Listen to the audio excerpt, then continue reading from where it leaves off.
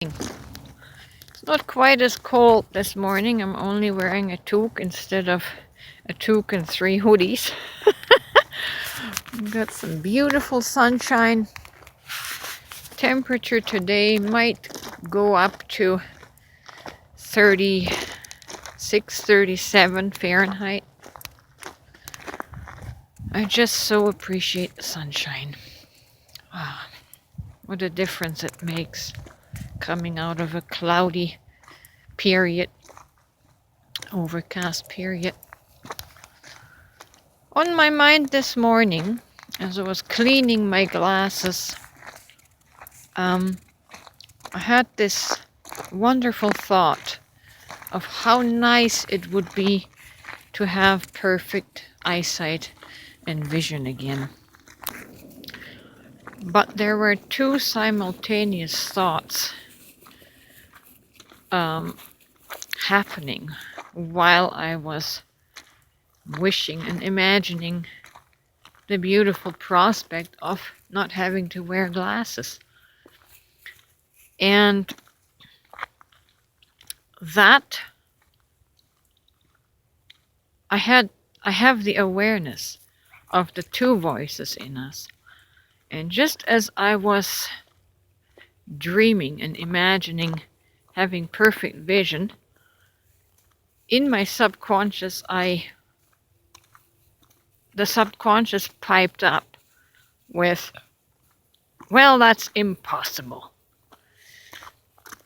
And this is the thing, the aspect that blocks us from receiving healing. And I actually became aware of this watching a lady's near-death account in which she made a profound statement that really stuck with me.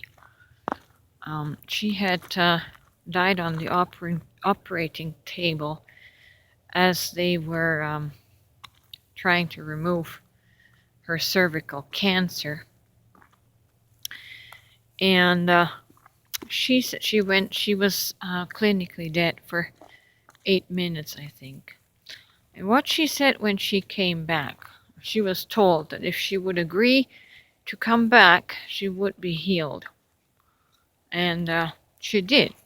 As soon as she came back, they did scrapings, and what they found, instead of the diseased, gray, decaying flesh that had been there before, it was all nice, young, fresh, pink flesh, totally rejuvenated. And she did say this profound thing. It wasn't her body that was taken up to heaven to be healed, but it was her soul. And as her soul got to experience the clarity of consciousness, of who she really is, and what she's really part of the divine essence, this consciousness then could translate through to her body. And I've been trying to integrate this awareness and been practicing and disciplining myself to try to be more in my soul consciousness. It's not really a healing that we need to ask for. We need to work on getting our limiting beliefs out of the way, getting our mind out of the way that blocks the divine consciousness, that blocks the wholeness consciousness from transfusing into our body. That wholeness, that we experience when we pass to the other side, that consciousness of wholeness, is always available. The only thing that blocks it is our mind in this dimension. And so the real aspect to receiving the wholeness of soul and body is to remove and empty ourselves of the limiting beliefs of the mind. Like my mind will say, you can't rejuvenate your eyes, your eyesight, or you can't grow new teeth. That's another thing that I am practicing with, by the way. I want a mouthful of beautiful, healthy gums and teeth.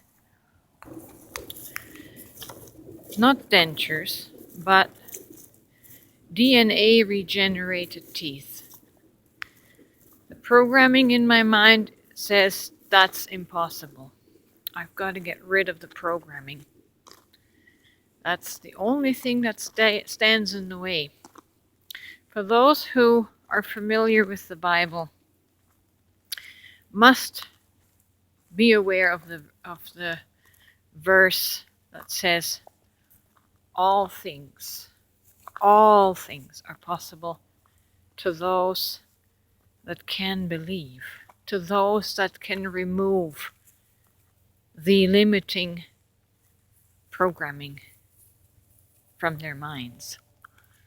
So I find myself every night when I go to bed, after brushing my teeth, I run my tongue along the beautifully clean teeth that I still have, and I immerse myself in the feeling of how good that feels. And then I keep setting my intention that I want exactly 7 teeth that are currently missing replaced. So you will surely hear about it on the day that is taking place. But I'm just using these, I'm just talking about this, because it's not about the teeth or my eyes, but these are the obstacles, the challenges in my life right now, by which I am to access my divine creatorship, to access the divine part of me, since I am one with God, that will at some point have to become a manifestation. It's a challenge. It's a challenge to get around the limiting beliefs that have been embedded in us. Beliefs like mortality. You have to die. There is no such thing as immortality in the flesh. We've been programmed with so many things, limitations, that this is the challenge, to overcome those limitations, right? Here comes the train. I have to shut down for now because it'll get really noisy. Anyway, so hope this gives you some food for thought, and where you can place your focus and intention with your own challenges as you tap into your divine essence, your divine soul power.